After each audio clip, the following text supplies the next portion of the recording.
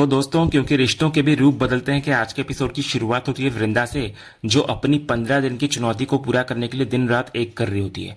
काम के दौरान ऋतिक उसको पानी देता है और हर गुजरते दिन के साथ वो कैलेंडर पर एक क्रॉस का निशान लगाती जाती है, जो उसके संकल्प को और मजबूत करता है। फिर एक शाम जब वृंदा काम करते करते अपने कैबिन के सोफे पर सो जाती है, तो अंगद, जो बाहर से ही उसे देख रहा होता है, चुपके से अंदर आता है। वो बड़े प्यार से वृंदा पर एक शॉल ओढ़ाता है।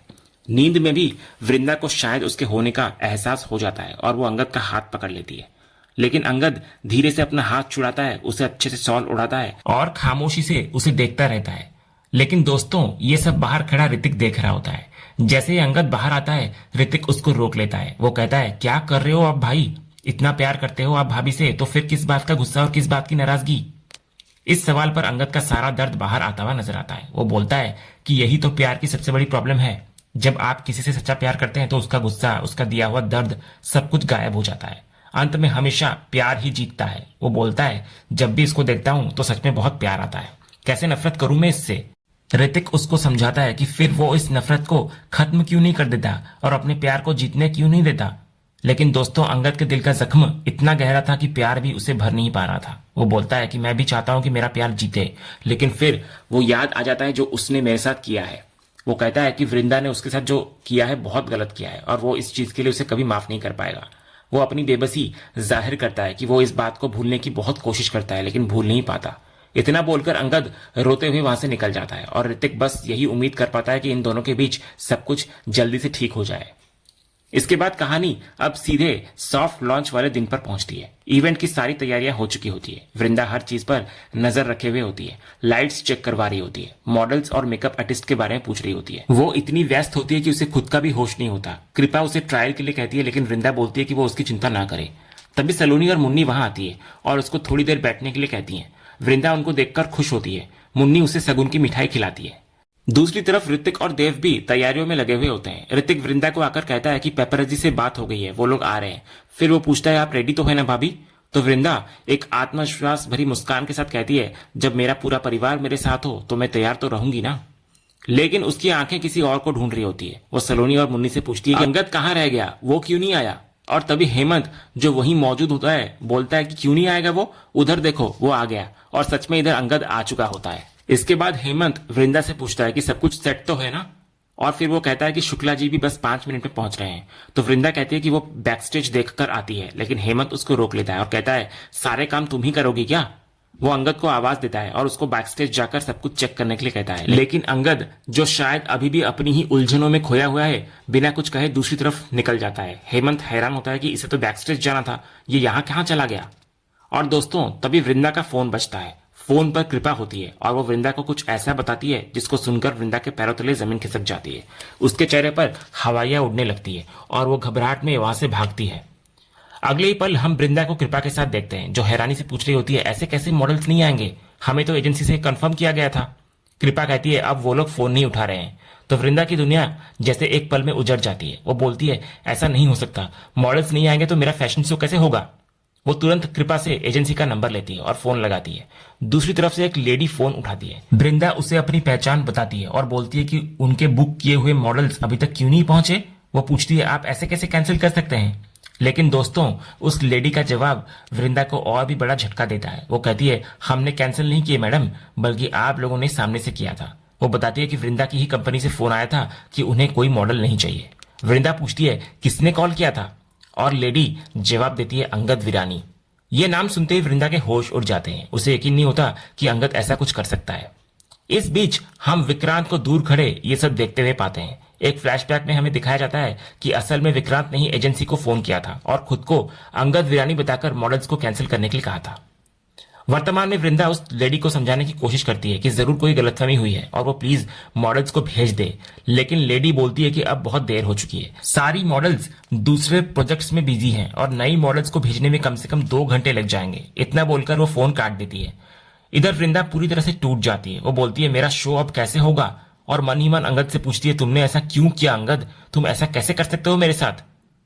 अगले सीन में वृंदा मुन्नी और सलोनी के साथ होती है। वो अपनी बेबसी जाहिर करती है कि इतना बड़ा सॉफ्ट लॉन्च है, मिस्टर शुक्ला भी आ चुके हैं और बिना मॉडल्स के वो अब क्या करेगी। लेकिन मुन्नी उसको हिम्मत देती है। वो कहती है, भाभी चिंता मत कीजिए, आपने 15 दिन दिन रात मेहनत की है, हम आपकी मेहनत को ऐसे जाया नहीं होने देंगे। वो कहती है कि वे सब मिलकर कोई ना कोई रास्ता जरूर निकालेंगे।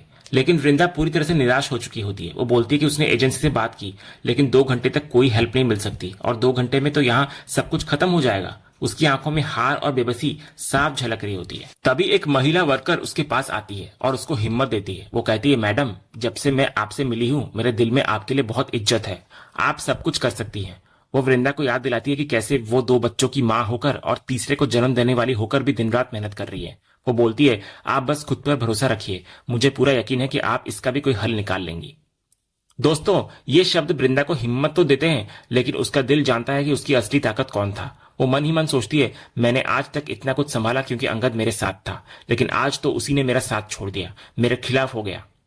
दूसरी तरफ फैक्ट्री के वर्कर्स भी मॉडल्स के न आने की बात कर रहे होते हैं। अंगद इधर उनकी बातें सुन लेता है और उसको चिंता होने लगती है। वो सोचता है, वृंदा ने सच में बहुत मेहनत की है और अब सब लोग उसे ही ब्लेम करेंगे, मुझे कुछ करना पड़ेगा। वो फैसला करता है कि वो खुद जाकर मीडिया से माफी मांग लेगा ताकि वृंदा पर कोई बात ना आए। लेकिन दोस्तों, इससे पहले कि अंगद कुछ कर पाता, मंच से एक घोषणा होती है। एक प्यारी सी आवाज में रिश्तों की खूबसूरती, खासकर पति पत्नी के रिश्ते का जिक्र होता है और फिर अनाउंसमेंट होती है कि please put your hand together for our latest collection. और फिर जो होता है वो किसी ने सोचा भी नहीं था। मॉडल्स के रूप में रैंप पर आती है सलोनी और उसके साथ होता है देव। उनके बाद आते हैं मुन्नी और ऋतिक। वे सब वीरानी इंडस्ट्रीज के बनाए हुए खूबसूरत कपड़े पहनकर रैंप वर्क करते हैं।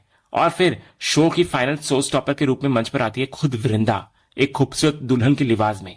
इधर अंगद उसको देखकर पूरी तरह से मंत्रमुग्ध हो जाता है। तभी हमें एक फ्लैशबैक दिखाया जाता है जहां वृंदा अपनी टीम मुन्नी, सलोनी और कुछ महिला वर्कर्स के साथ खड़ी होती है। उसकी आंखों में निराशा होती है, लेकिन उसकी आवाज में एक नया संकल्प होता है।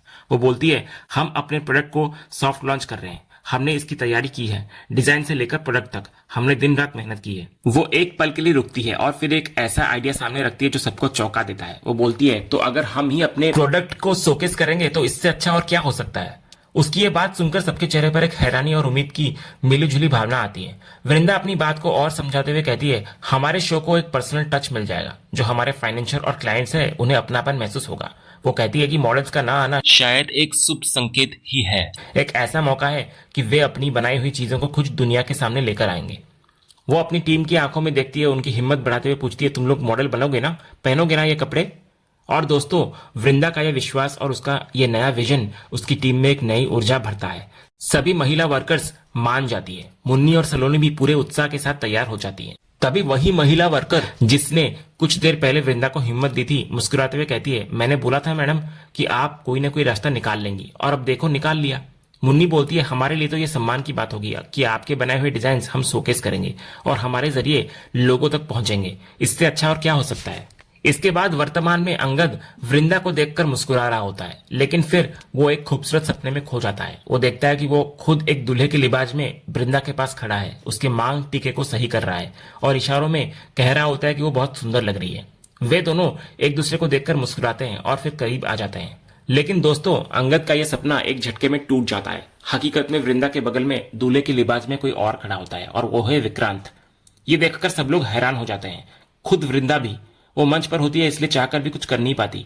वो धीरे से विक्रांत को पूछती है, आप यहाँ क्या कर रहे हैं, मैं अकेली चलने वाली थी। लेकिन विक्रांत बड़ी चालाकी से जवाब देता है, आपने इतनी मेहनत से ये दूल्हे का डिजाइन बनाया था, अगर हम इसको शोकेस ही नहीं करते तो क्या फायदा होता। आप यहाँ की शो स्टॉपर है, इसलिए बस मैं आ गया। वृंदा कहती है, इसकी कोई जरूरत नहीं थी और वो अब वॉक नहीं करेगी। लेकिन विक्रांत उसको याद दिलाता है, मैडम पेपरजी सामने है, स्माइल कीजिए। तो मजबूरी में वृंदा को अपने चेहरे पर एक झूठी मुस्कान लानी पड़ती है। लेकिन ऑडिटोरियम में खड़ा अंगद ये सब देखकर गुस्से और जलन से भर जाता है। उसकी आंखों में एक तूफान उठ रहा होता है। और इसी सीन के साथ आज का ये एपिसोड यहीं पर खत्म होता है। तो दोस्तों, आपको आज के एपिसोड का अपडेट कैसा लगा, अपनी राय हमें कमेंट बॉक्स में जरूर बताएं। अगर आपको आज का ये वीडियो पसंद आया हो तो वीडियो को लाइक और शेयर जरूर करें और ऐसे ही लेटेस्ट एपिसोड का अपडेट जानने के लिए हमारे इस चैनल को सब्सक्राइब करना ना भूलें और बेल आइकन को भी जरूर दबाएं। हम मिलते हैं अगले एपिसोड के अपडेट के साथ, तब तक के लिए धन्यवाद।